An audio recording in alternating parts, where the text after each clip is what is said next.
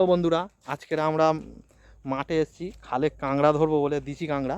তো কাঁংড়া ধরতে গেলে প্রথম শামুক দরকার। এই শামুকটা আমরা ভেঙে নিয়েছি।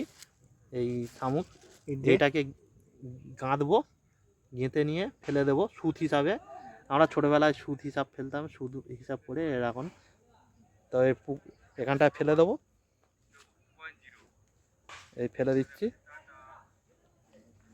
এই ফেলে দিলাম। এবার কিছুক্ষণ বাদে দেখবো কাঁংড়া খায় কি না।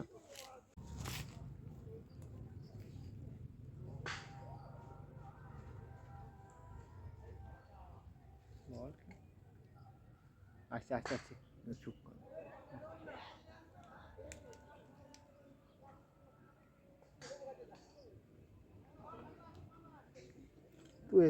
দুটো একসঙ্গে